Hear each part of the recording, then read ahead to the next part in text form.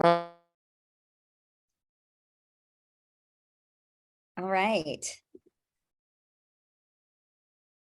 Thank you so much, everyone, for being here. Welcome to our November ballot explainer. For those of you who were here in June, we had a lot of fun with it, and it was really engaging, and we're hoping that we'll have a little bit of that again tonight.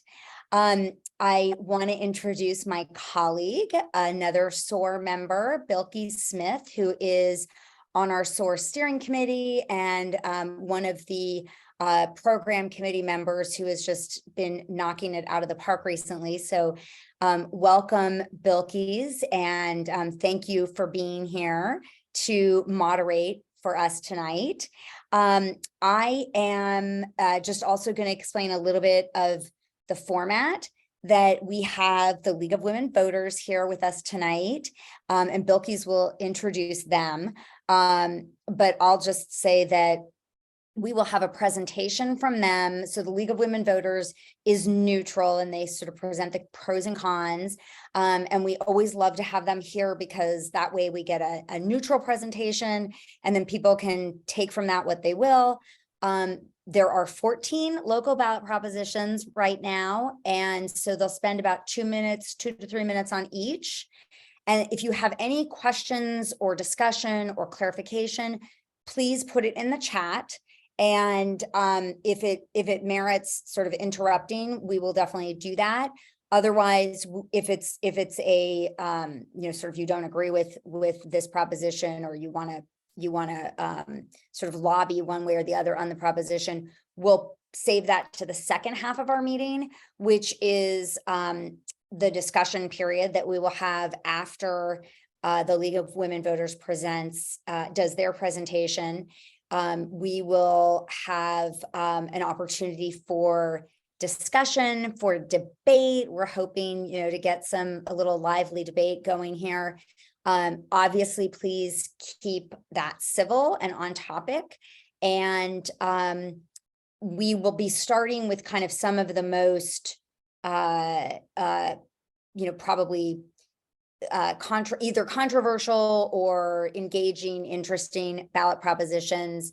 And then if we have, it'll depend on how much time we have. So we'll move through as many of them as we can. And of course, if people want to stay, we might continue and move through others.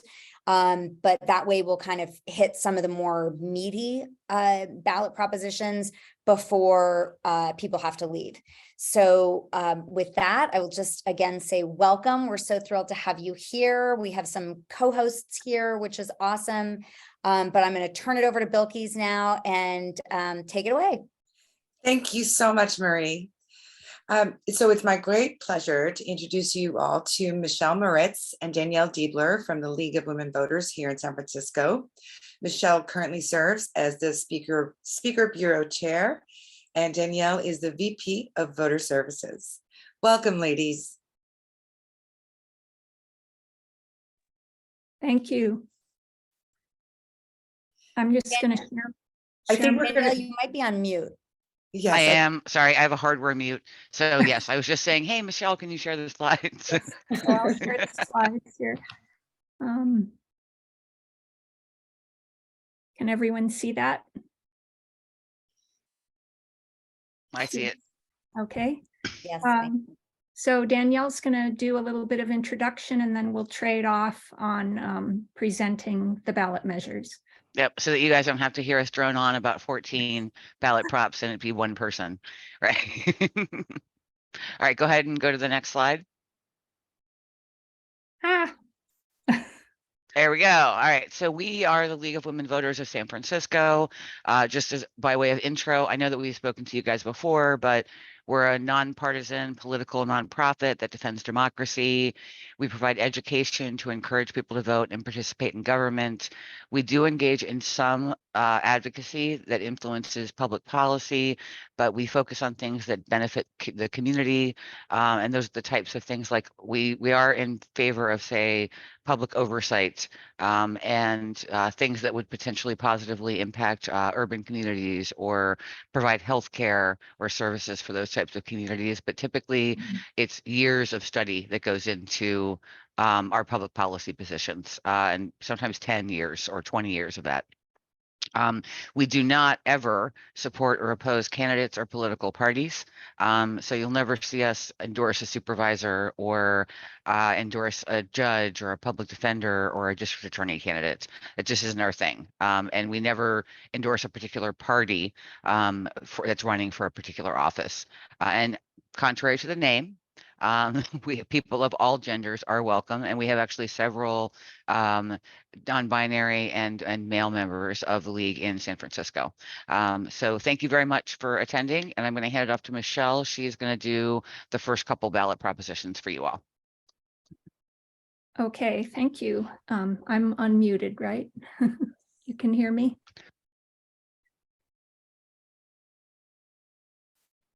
Okay, so Prop A is the retiree supplemental cost of living adjustment and also deals with the retirement board contract with the executive director.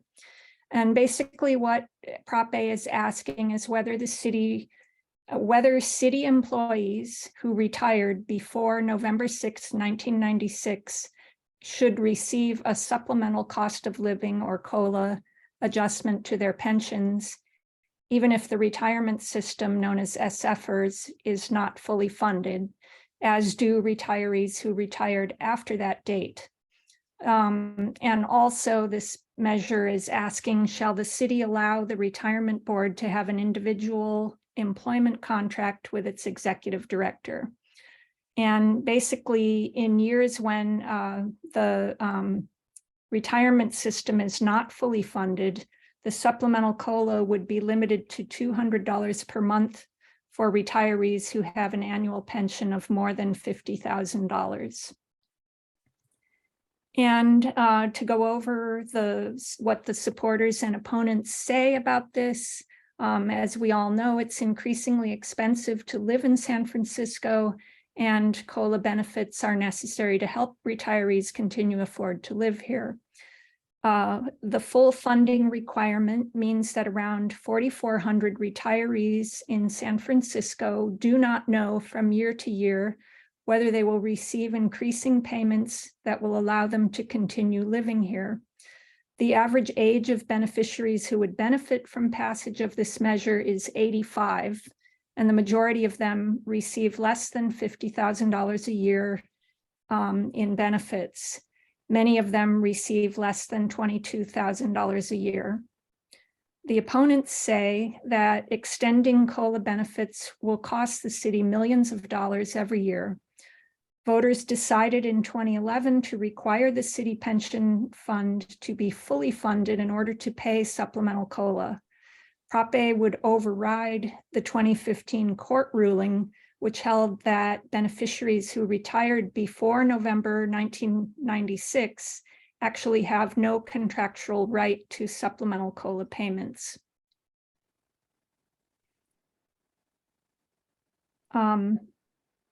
And moving on to Prop B, deals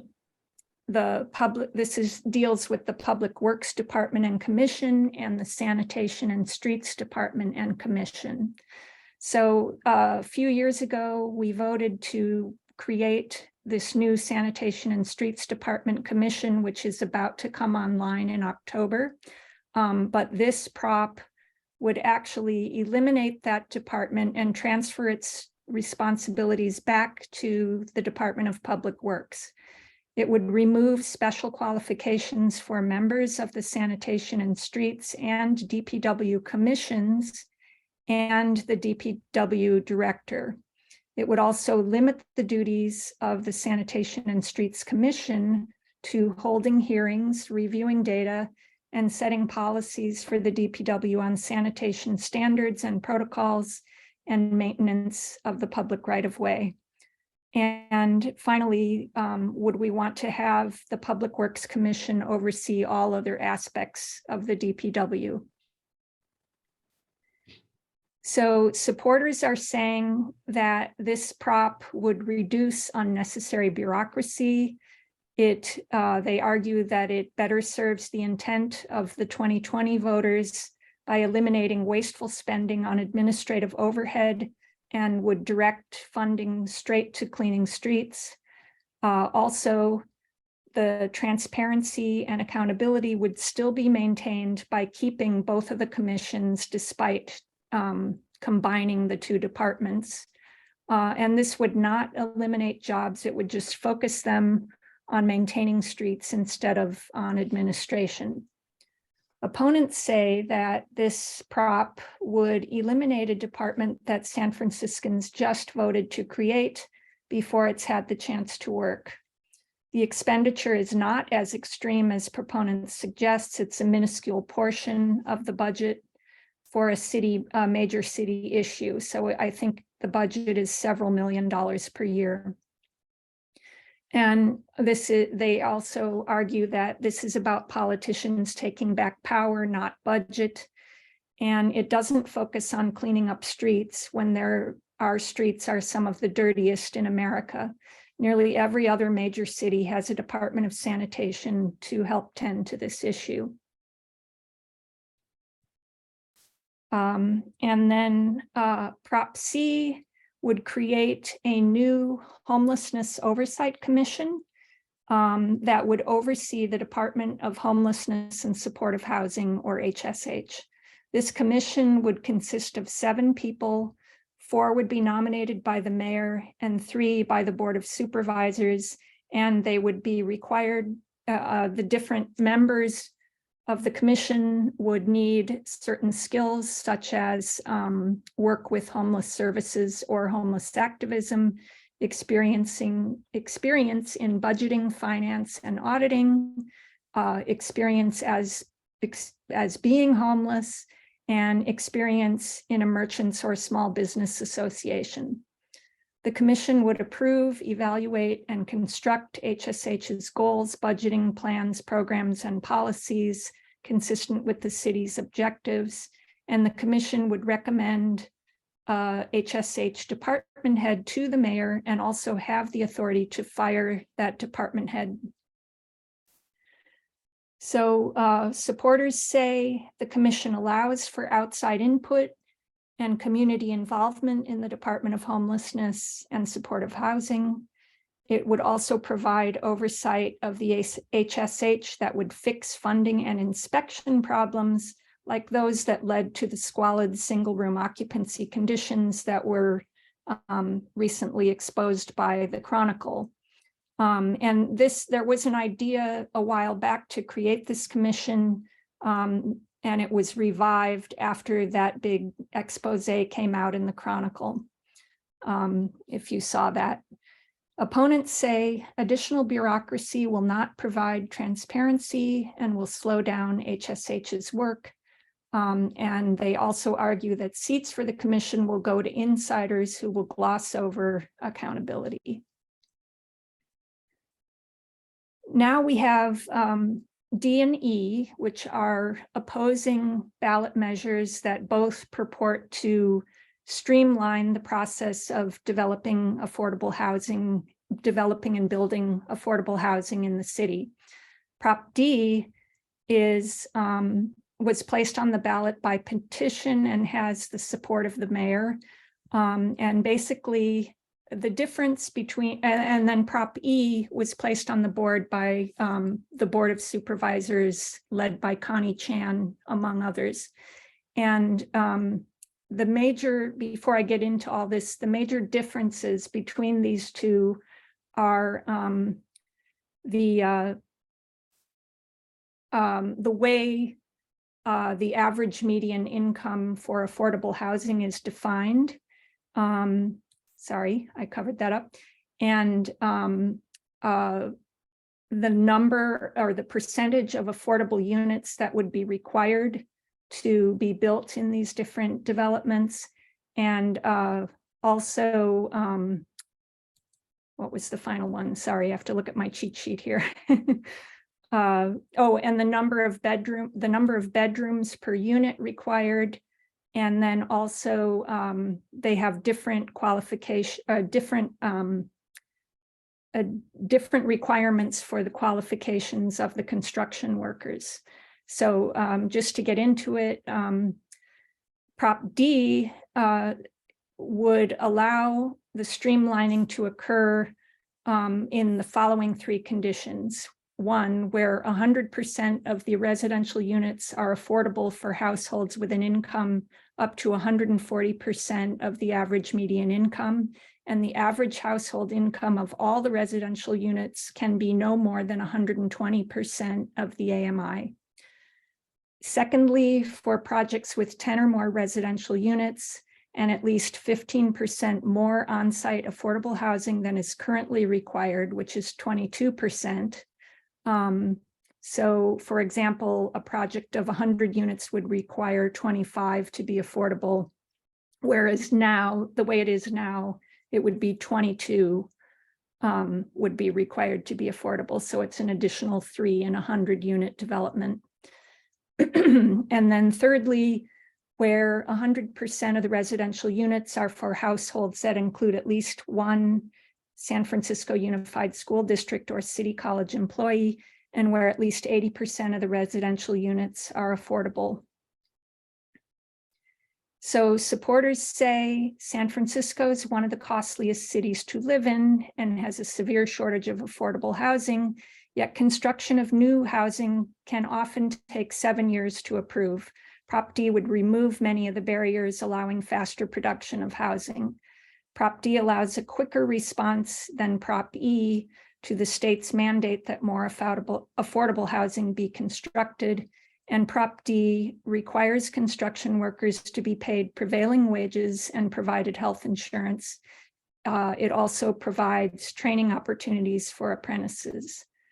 The opponents say Prop D allows people of higher income, 180% versus 120% AMI, required by Prop E, and the entire project AMI of no more than 80% versus 140% to qualify for affordable housing. It allows any sort of housing, so it could be all studios without multiple bedroom units that would accommodate families. And it also would remove a lot of public oversight, making it more difficult for communities to participate in the decision-making process for how their neighborhoods change and grow. And so the competing measure from the Board of Supervisors is Prop E. And in their so basically it's the same 3 kinds of housing. The criteria for meeting those or for having those approved is just more stringent in E, where it reduces the AMI to 120%,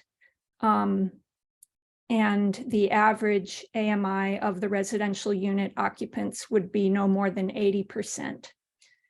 And where also housing with 10 or more residential units there would need to be an additional level of affordable housing units of at least 8% of the total number of units in the entire project. So in this case, if you had a development of 100 units, it would require 30 to be affordable, whereas Prop D is 25. Also, some 2 and 3 bedroom units would be required. And in the case where 100% of the units are affordable, 80% of those units, it would so basically it's the same as D, but at least 80% of the units would be affordable. So the supporters of the supervisors measure E would say that it reserves affordable housing for lower income people than does Prop D. It provides transparency by requiring an annual affordable housing report in the mayor's annual budget proposal, and it requires approval by the Board of Supervisors, whereas D would remove that. It requires construction of some 2 and 3 bedroom affordable units, and construction must begin within 2 years of approval. And it requires a skilled and trained construction workforce, paid prevailing wages and health insurance. The opponents say that this allows the Board of Supervisors to continue blocking housing construction projects that they don't like. According to the city's planning department, housing affordability strategies feasibility study, Prop E's requirements for the number of affordable homes is infeasible. So they're concerned that there wouldn't be developers who would want to do these projects. It requires contracts to apply exclusionary workforce criteria, and the claim is that currently statewide, only 1 in 10 construction workers would qualify to work on these projects. It also has a stricter income qualification requirement for affordable housing. Now I'm going to hand it off to Danielle for the next few ballot props. Yeah, I'm doing F through, hold on, J. J. Okay, all right. I just want to make sure I got a couple that are really good, that are easy, right, and a couple that are a little controversial, I think, for this neighborhood. So Prop F is the Library Preservation Fund. So the question before everybody is the idea, essentially, shall the city amend the charter to extend the Library Preservation Fund for 25 years? So it'll go through to 2048. And it's a set-aside fund that provides libraries with services and materials at the main library and the other 27 library branches that we have throughout the city. So this charter amendment, it would provide money for the fund from an annual property tax that's a set aside of 2.5 cents per $100 each year. It would let the city temporarily freeze baseline funding increases in years where the budget deficit is more than 300 million and is expected in that upcoming year. And it would also expand service hours by 16% until 2028. So it required the library to provide 1,400 weekly system-wide service hours, and that just means across all the libraries, that's how many hours it would be, and existing kind of across the services and the existing permanent branch hours. And then every 5 years, the libraries would have to hold public hearings to reevaluate and possibly modify service hours for the next 5 years after that. So it has a little bit of additional oversight, some taxes, and expands some of the capabilities of the library system. So proponent or supporters essentially say Prop F would allow the library to maintain and enhance its current service level for the next 25 years. And it would also have minimal impact on the cost of government. This is according to the controller's statement, by renewing the existing uses of property funds and other city revenues for the library. So there is no increase in tax necessarily. It's a set aside of some existing taxes. And then opponents say the current voter-approved Library Preservation Fund renewal period is 15 years, and that's satisfactory. And this set-aside does not allow for the right level of flexibility to use these funds for other city needs, and it essentially drives up property taxes and sets aside some of those property taxes for the Library Preservation Fund. And then we are in Prop G, the Student Success Fund. So the idea here is that under the Department of Children, Youth, and their families, and say that 5 times fast, we're going to provide grants to the San Francisco Unified School District to implement programs that improve academic achievement and the social and emotional wellness of students.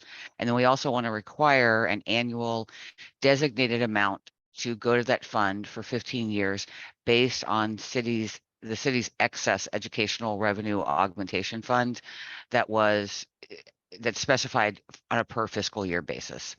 So it's a set aside essentially for those again, very much like the previous one, we have an existing thing that we're collecting and we want to set aside some funds to be able to support this.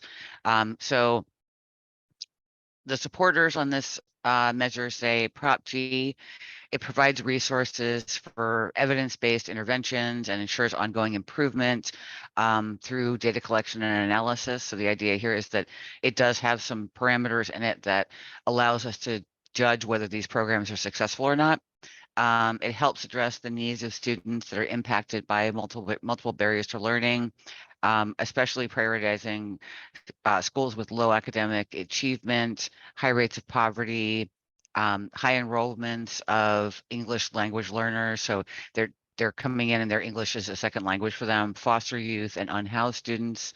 It also provides schools with additional resources and community partners. So this fund could help to kind of lighten the load of teachers and staff, hopefully reducing employee turnover. On the opponent side, you have people saying that Prop G significantly increases the city's costs by reallocating funds that could go to the general fund. So again, set aside funds that go towards education or student success versus things that are allocated to the general fund that could be used universally across the city. And then Prop G is also not in compliance with Prop S, a city policy adopted by voters in 2008 that seeks to limit set-asides, which reduce general fund dollars. Again, pretty much very close to the argument before it. The idea is a set-aside fund does allow those funds to be available for a specific use versus funds that could be used in the general fund for kind of anything that we would want them to be used for in the city. And then each school that receives a grant from the proposed Student Success Fund, they have to have a full-time community school coordinator to implement this program, right, and to kind of oversee it. So given the already existing needs of the district, creating all of these administrative positions could be a little bit burdensome. All right, so Prop H. This one is actually pretty straightforward as well. Yay, straightforward. So it seems like there's a lot of bullets on this, but it really is ultimately about the idea of moving our next scheduled election to be an even numbered year. So we're going to take the positions of mayor, sheriff, district attorney, and treasurer, which would be up for re-election in the odd numbered years, so in 2023, and we're going to move them to 2024. For people who are in the current positions of mayor, sheriff, DA, and treasurer, it would extend their current term from 4 to 5 years. So you would have people who were elected in, the last election cycle, the last odd numbered election cycle, and in these positions, those people would serve for 1 more year. But it would also amend kind of our general municipal elections so they occur only in even numbered years, and it would change the threshold for initiative ordinances to get placed on the ballot in even numbered years to 2% of the number of registered voters in San Francisco. And primarily that's because we have the voter turnout in odd numbered years is so much smaller than it is in even numbered years that if you're putting something on the ballot before essentially a even numbered year election, and the last one was in an odd numbered year election, the number of people who vote in the previous election is actually a lot smaller. So the barrier to get something on the ballot for, say, like a special election tends to be less. And then the more of that last election cycle you have, like a special election, the lower that barrier becomes, because when you have 5 elections in a year, sometimes your voter turnout is not going to be as good as it's going to be, say, when there's a presidential election. So supporters say that Prop H would save us around 6.9 million in 2023 alone, but just by eliminating this odd year election, and that the average saving would be about 1.7 million a year over the next 4 years. The voter participation in San Francisco is much higher in even numbered years. It averages around 37% if you look back between 2011 and 2020. And more people of lower income vote in these even numbered elections, so it results in a more equitable election overall. So moving the mayor's race to the presidential election years, it increases the number of votes, thus raising the number of signatures required to put an ordinance or a charter amendment or something that's actually brought by petition to the ballot. And so hopefully this would actually help with odd year or special elections. So it would discourage those. So opponents say voters already have too many choices. So you're gonna, if we consolidate everything into these even numbered years, you're already going to be, you already spent a lot of time and energy to vote and research the issues. It's going to lead to more dissatisfied voters, more recalls, more special elections, and actually lower voter turnout because people are just going to have too much that's on the ballot. It also gives current office holders another year in office, and that is something to consider. And then have year elections at rates that exceed those of most California cities, even in even year elections. So that the idea there is it should be sufficient for us to be able to do it. All right. Okay, now on to the super exciting Richmond ones. Uh, so Prop I is around vehicles on JFK Drive and the Great Highway. So this is a proposition that wants to allow private motor vehicles on JFK and connector streets in Golden Gate Park at all times except 6 a.m. to 6 p.m. on Sundays and legal holidays year round, and then Saturdays in April through September. And then also allow motor vehicles in both directions at all times on Great Highway, and not allow the city to remove the Great Highway between Sloat and Skyline Boulevards as proposed. So I live in the Richmond, so this one's kind of near and dear to my heart. So think of this like this is the before COVID times. We want to return everything that's going on with JFK Drive and Golden Gate Park and Great Highway to the before COVID times. And that's really what this ballot proposition is seeking to do. So if on the supporter side, and this one, just so that everybody knows, was placed on the ballot. It was a specific, I can't remember the guy's name, I'm sorry, person who put it on the ballot, but it was done by petition. And it was a single kind of person who actually did the funding for it. So supporters say that providing vehicle access for the Great Highway and Golden Gate Park, we really want to be able to do that. Driving for some people is the only realistic choice. If you're in kind of the outer neighborhoods, right, like we are, I would say probably the Richmond and also the Sunset areas, those are kind of considered the outer neighborhoods. Reopening the Great Highway allows people to use this as a commuter route to get to work, home, school, and the VA hospital. And then closures along the Great Highway are pushing a lot of the vehicle traffic to surrounding neighborhood streets. And that can provide some dangerous conditions. On the opponent side, they say that JFK Promenade, it's a popular space, right? Walkers, runners, bicyclists, it provides a safe space for all of those people. And that's a positive move in our direction. It also, a big one here is that it's just so that everybody understands, in the next 10 years, parts of Great Highway are essentially supposed to close anyway, according to kind of some state guidelines that have been set for us.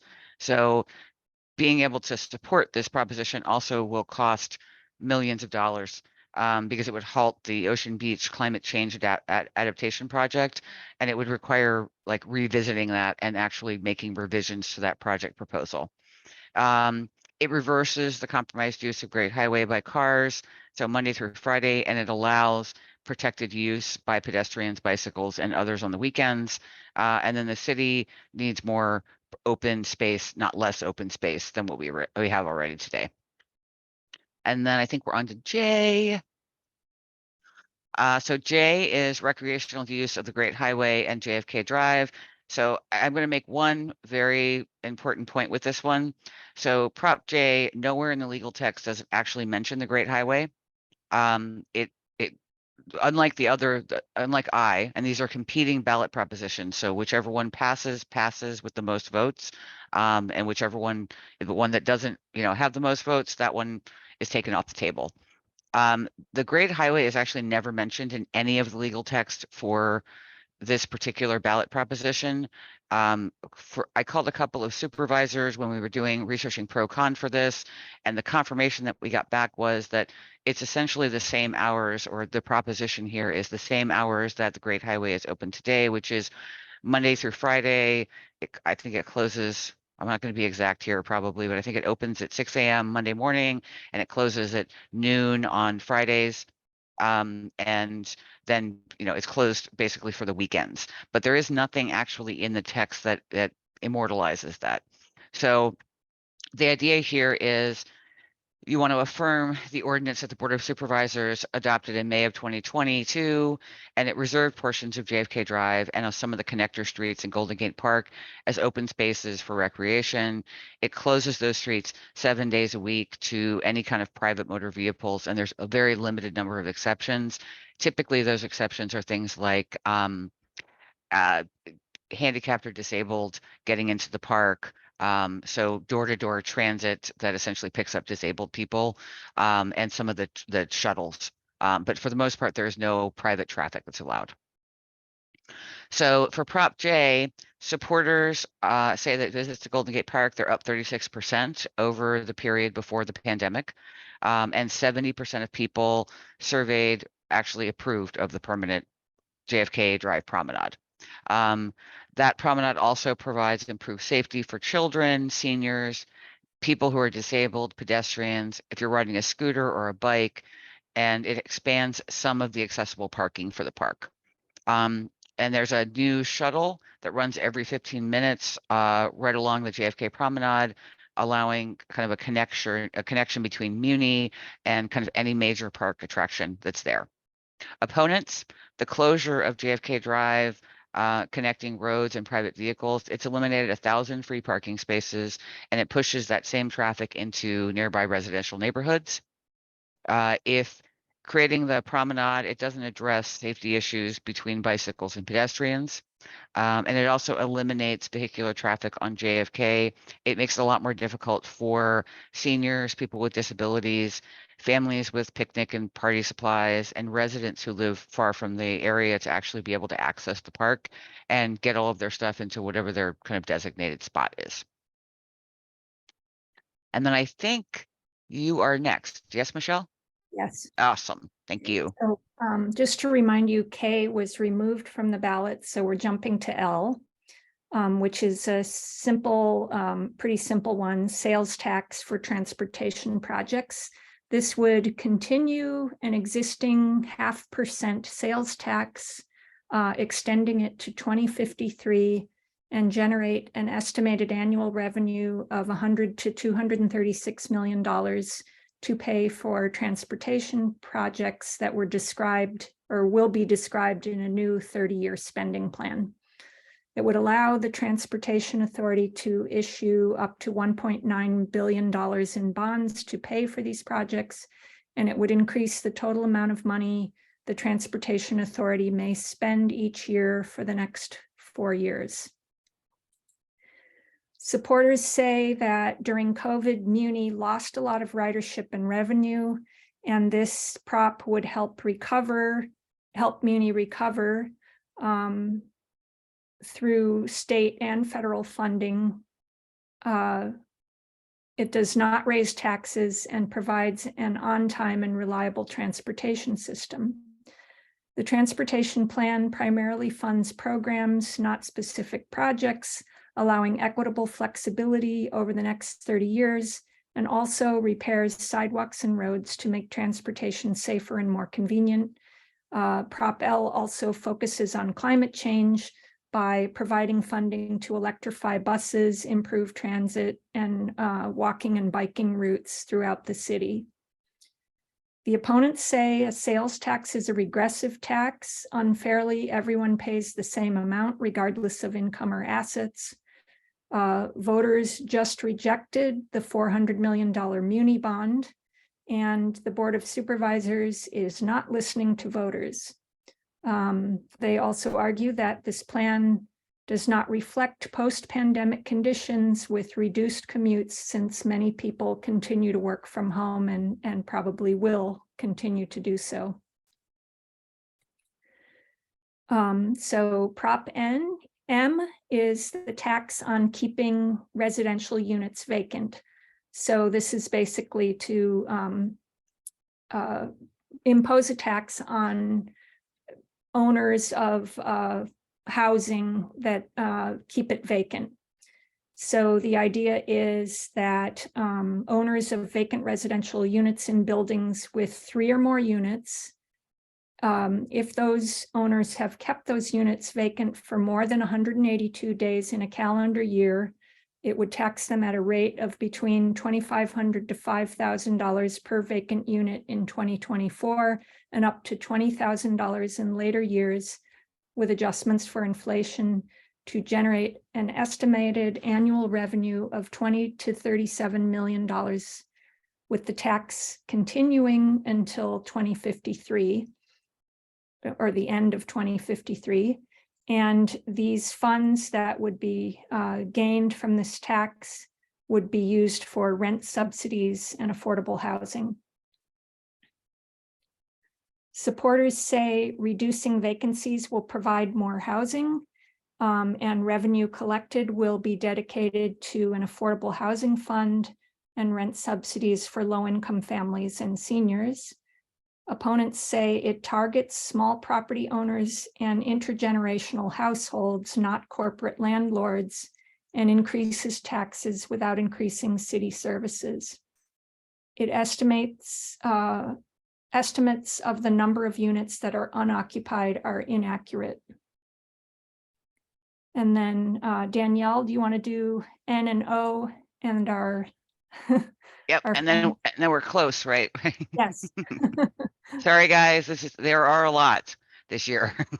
Okay, so Prop N is the Golden Gate Park underground parking facility, and it kind of it encompasses the elimination essentially of the Golden Gate Park Concourse Authority.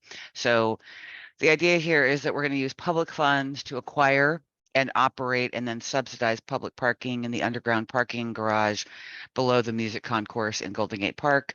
And then we're going to direct the Golden Gate Park Concourse Authority to dissolve. They're going to transfer the management of that to Parks and Recs, and then they'll be able to manage the actual parking garage itself, and they'll be able to also manage the pricing for parking in that garage. So supporters say the Department of Recreation and Parks, they'll provide improved parking and provide flexible pricing. In this case, actually, it will allow the Board of Supervisors to have some input on parking prices that are there. So the idea is it would be lower cost parking for, say, seniors and those who are disabled and low income residents of the city. And those are pointed out directly actually in the proposal. The transfer of the parking facility to the city also allows the city to pay down outstanding debt from the parking construction and also restructure some of the debt that's already associated with the parking garage. Opponents say the purchase of the parking garage and the associated debt is not the best use of public funds, and that city departments are already overburdened, so they can't handle kind of another project that they're essentially overseeing and dealing with.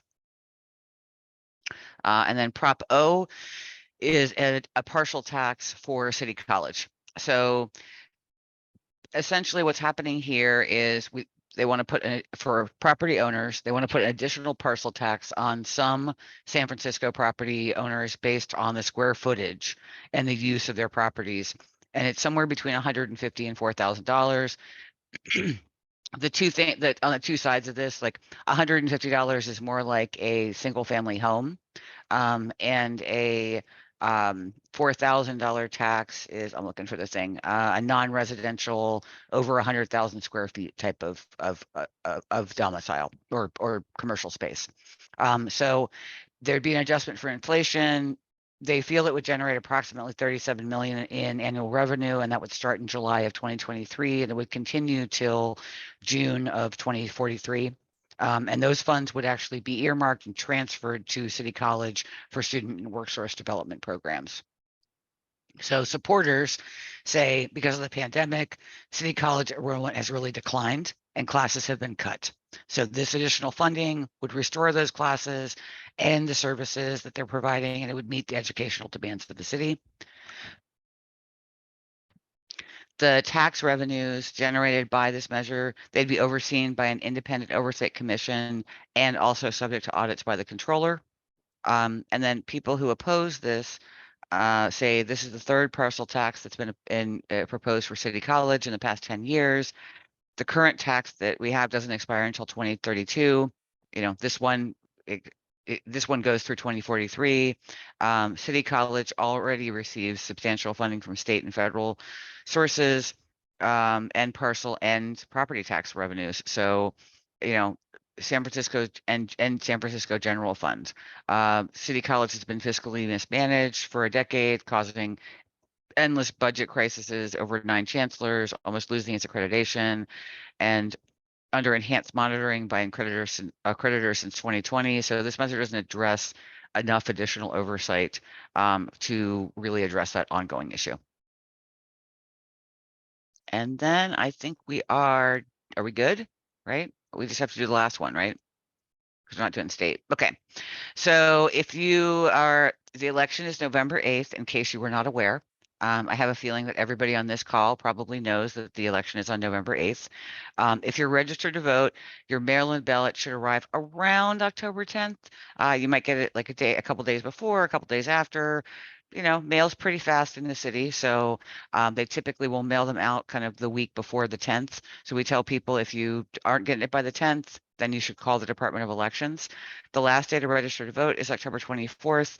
Something that you should definitely be aware of is if you have moved recently, if your address has changed, anything like that, you want to make sure that you do go in and you update your voter registration, because otherwise you won't get your ballot at your current address.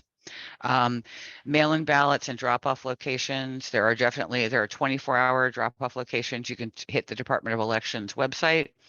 You must make sure that your ballot is postmarked by November 8th. So that means if you go to a post box in your neighborhood to drop it off, you want to really pay attention to what the last pickup date is going to be, because that's going to impact your postmark. So if your pickup at your local mailbox is 3 p.m., you want to get there, 2 p.m. to drop it off to make sure that your ballot gets postmarked, or just drop it off at one of the ballot drop-off locations or a polling place on election day.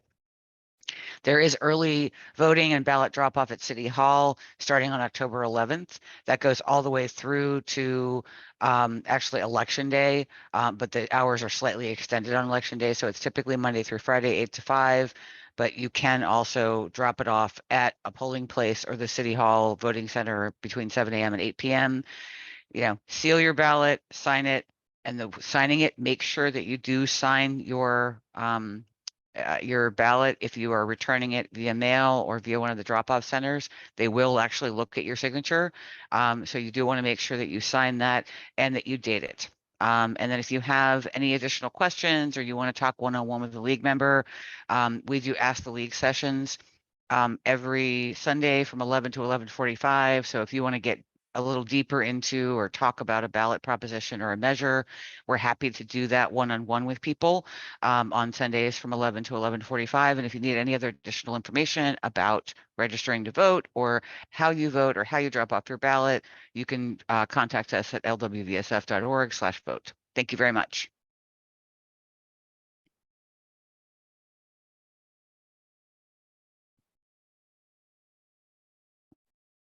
Bilkis, you're muted. Thank you. Sorry. Thank you, Michelle, Danielle. That was amazing. Lots of information for us to digest.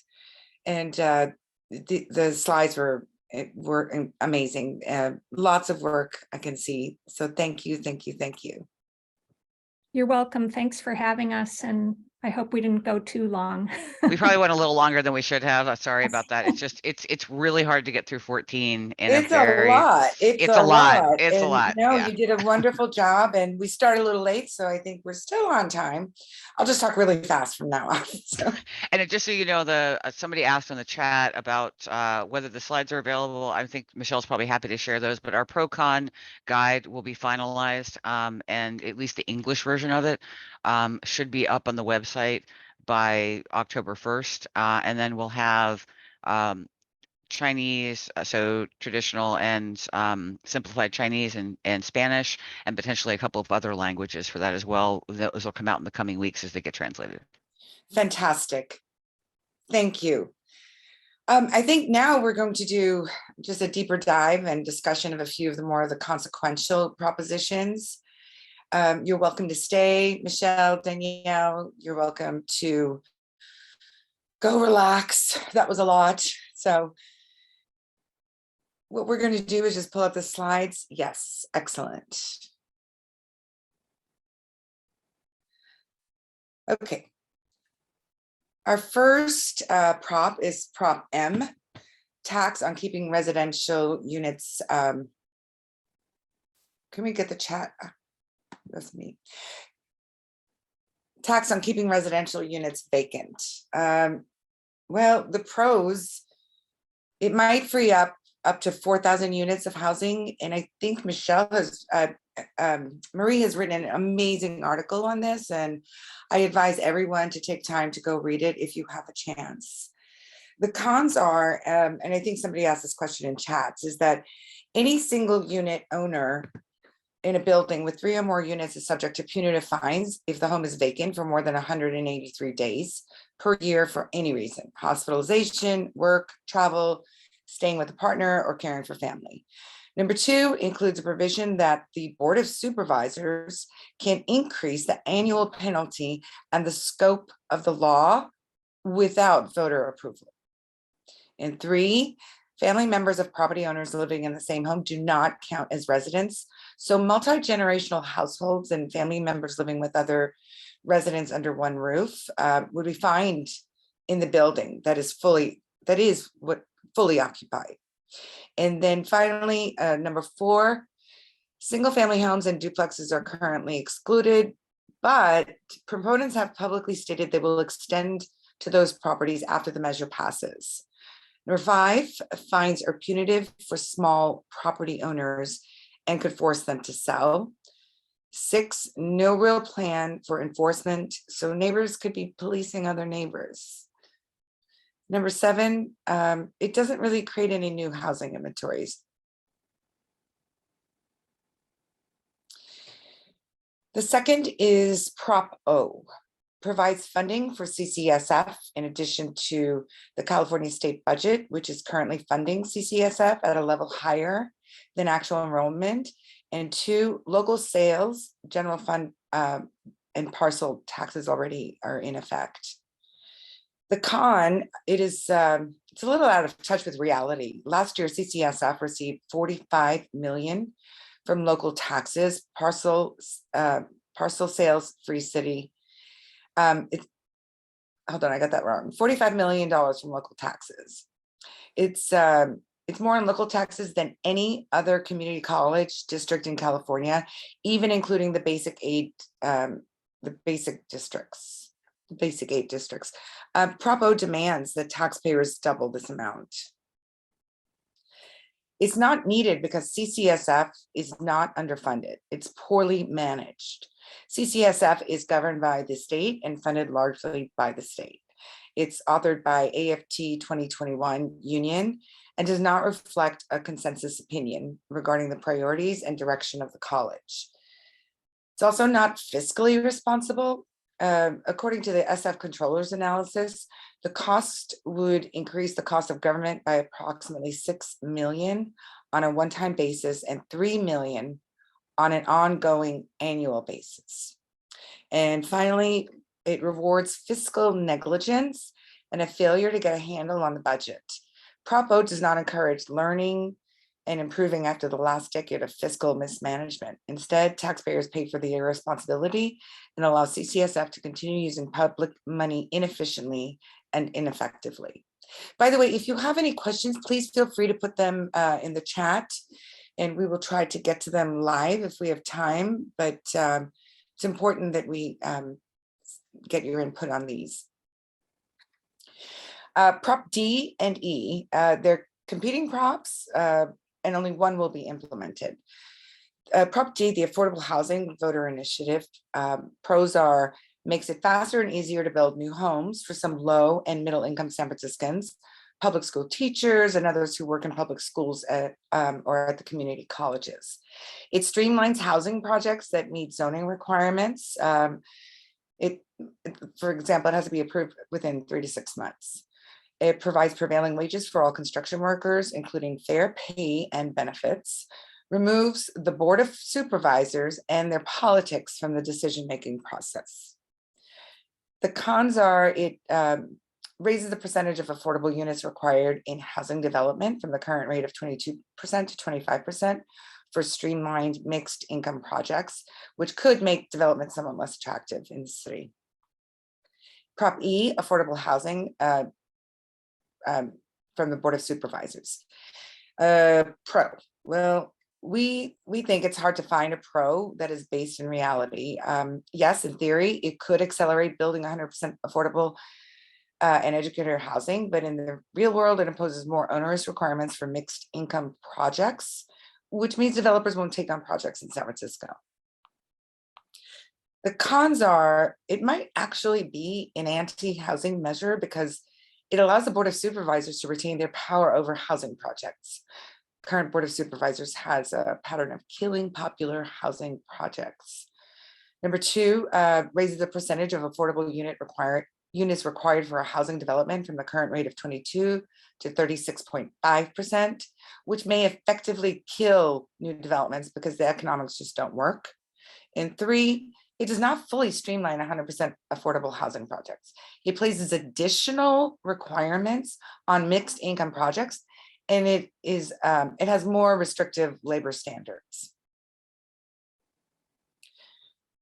Prop I and J, also competing props, and only one will be implemented. Prop I, vehicles on JFK Drive in Golden Gate Park and the Great Highway. Pro, this prop will move cars back to major roadways and off local streets that are not designed for high volume traffic, reducing accidents and pollution and improving pedestrian and bicycle safety. Restores important access to Golden Gate Park's top attractions and 1,000 free parking spaces for people with disabilities, seniors, families, and those who do not live close by. It's already a compromise that it was voted on in 2009, allowing shared and equitable access to Golden Gate Park, with JFK Drive remaining closed off to cars on Sundays, holidays, and both spring and summer Saturdays, as it was pre-pandemic. The cons are, some San Franciscans love that they can enjoy the major attractions of Golden Gate Park or walk and bike in the Great Highway via a private car-free road and don't want to lose that access. Number two, con, it would eliminate an east, west, and north-south car-free commute path for bicyclists. Prop J, recreational use of JFK Drive in Golden Gate Park. Pro, some San Franciscans love that they can enjoy the major attractions of Golden Gate Park or walk and bike in the Great Highway via private car-free road. Number two, bike, pedestrian versus car interactions are eliminated in a crowded area. Three, the number of ADA parking, Americans with Disabilities parking spaces in Golden Gate Park has increased since the closure of JFK Drive. The city has added 29 new ADA spaces, including a new dedicated parking lot behind the music concourse band shell.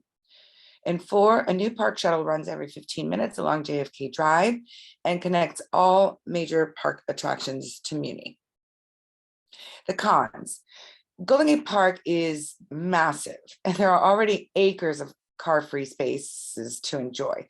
Public transportation and parking far away from attractions is not an option for many disabled, elderly people and park volunteers. Number three, JFK was originally designed for cars and to have driving access to museums and other destinations. JFK is virtually unused by bikers, pedestrians during off hours. And four, 1,000 free parking spaces were eliminated in the JFK closure. Prop H, city elections in the even numbered years. The pro moves key elections to even numbered years to increase voter turnout. Cons, number one, each ballot will be longer and harder to get through. Number two, risk that local measures will be voted on by fewer voters. Annual elections are an important San Francisco democratic tradition that increases opportunities for citizens to vote, and it will cancel the 2023 election. And finally, voters will receive an avalanche of political flyers that arrive in your homes and consolidated for years. Prop C, Homelessness Oversight Commission. Pros, requires that the city controller audits homeless services. 2, new commission would hold public hearings. And finally, requires the commission to set clear goals for success. The cons are that it creates another layer of confusing bureaucracy in government managing homelessness. Number 2, those running homeless service programs in San Francisco are eligible for appointment to this commission. So it appears that homeless nonprofits will be overseeing City Hall, not the other way around. And number 3, Board of Supervisors has appointees and must approve mayoral appointees. So basically, the Board of Supervisors effectively has control over who is on the new commission. And finally, the Our City, Our Home Oversight Committee, a committee that oversees the former Prop C tax money generated by taxing big businesses, would now be advising the new Homelessness Oversight Commission that oversees the current Department of Homelessness and Supportive Housing. Jennifer Friedenbach of Coalition on Homelessness, the person who brought us street tents, is a committee member on Our City, Our Homes. So this feels like a little consolidation of power for the homeless industrial complex.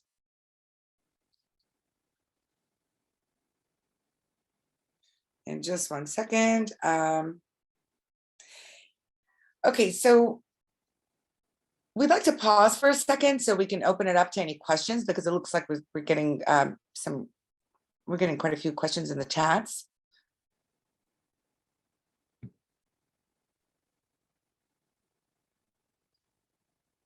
Daphne? Hi, I don't have a particular question, but I thought if anyone else viewing right now did, we just wanted to pause for a second and see. So you can just unmute yourself and jump in if there's anything we've covered thus far that you have a question about or would like to comment on. Sure. I'd like to say something. This is Paulina. Someone had asked a question in the chat. Let's see. It was Melissa. Melissa, I don't know how to pronounce your last name. Abe. So why do we have to have in quotes either of these housing props? And so for everybody else, I've answered the question in the chat. But if you're not reading the chats, I thought it would be helpful to speak to it. So, I mean, basically we have to, because the state has said that we have to build at least 82,000 units. They've given us a deadline, and they said if we don't do this, then we will be fined, and they will force our hand to do projects we might not want to do. So even if we don't agree that we want to build housing, it's like we don't have a choice in the matter anymore. And so the question is, which of these two props, if any, will satisfy the state, right? And so to me, my answer would be Prop D, because the requirements there are reasonable and legitimate, whereas on the other one, E, they're not. And so we're just not going to get anything built at all. Really. My question actually is just a procedural one. When there are these two competing measures on, can you just, I'm sorry, you probably explained this at the beginning, I came in late. Can't we just vote no on both of them? Sure. Yes. Okay.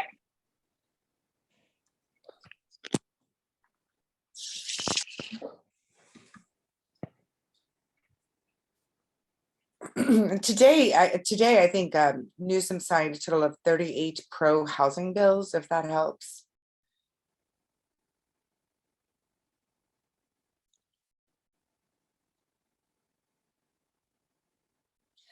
Okay, so if there are no more questions, should we go back to the, I think we were, where were we in the last one? We were on C? No, we did C. We actually just we have one more left here. It is Prop L, and this one is sales tax for transportation projects. And pro is helps SFMTA get out of a financial bind and continue services. But the cons are that the current tax doesn't expire until 2033, but SFMTA has overspent and needs to raise more money. This prop authorizes a whopping 1.91 billion. We think it continues a pattern of cost overruns, and sales taxes are regressive taxes, which means that they pretty much affect the lowest income citizens also. And I think we're getting, yep, we're a little bit over 7, but we did well, I think. So I think at this point we would love to urge you, send you over to the chats. We have a ballot survey that we'd love for you to fill out. It is anonymous, but it does tell which district you're from, so we can have an idea of what's important to whom. Would love it if you guys could take a few minutes and fill that out. But other than that, I just want to thank everybody for being here. And I just want to double check, no more messages. Okay. Yeah, so thank you so much. And if you have more questions, just send us an email. We'd love to be able to help answer any of these questions that may have been confusing for you. But I think Jane actually had a question about Prop M. oh, great. Yeah, I just wanted to say, it sounds pretty scary. What if there was an earthquake and there were no contractors available and it took me 8 months to get a unit fixed up, or it could be more. Those are scary fines. Or the fact, I sort of feel like if I own a unit, I should be able to house a friend for half a year if they were made homeless from the hurricane in For Florida. fire. Yeah. Or a fire somewhere. I sort of think it, because when you buy a property, this isn't part of the rules, and now they're kind of changing the game on us. It's extremely onerous. So yeah, I mean, I do want to provide housing for people in San Francisco, and I love all my tenants, but being forced to bear these fines is frightening. It is. It's not really a well-written measure, and it really doesn't account for all of that. I think it was designed to go after this perceived notion that there are big commercial developers that are leaving vacant units open because they're just investment properties. But what it really does in that effort, again, to go after those folks, I think it ends up hurting small condo owners and property owners and multi-generational families who live, because again, like if you have your family living in your home, they don't count as residents or a property that you own. So yeah, I think it's just really not thought out very well. And they don't account for a lot of different situations that are based in reality. It's sort of a feel good, let's try to add some more housing, but it actually doesn't create any new housing. It just penalizes people that own properties, essentially. I hadn't thought too much about it until it was presented today, and then it all became very real. Thanks so much for this. It's tremendous. I think we're good. And there again, one more time, I'm going to push this. Please take a minute to fill out the survey. It helps us be better. It helps us be more effective and meet more of your needs. Again, Michelle, Danielle, thank you so much for your presentation. Really lots of work and lots of good information. So thank you again. Thank you for having us. So I think with that, I just say good night to everyone and thank you for your time.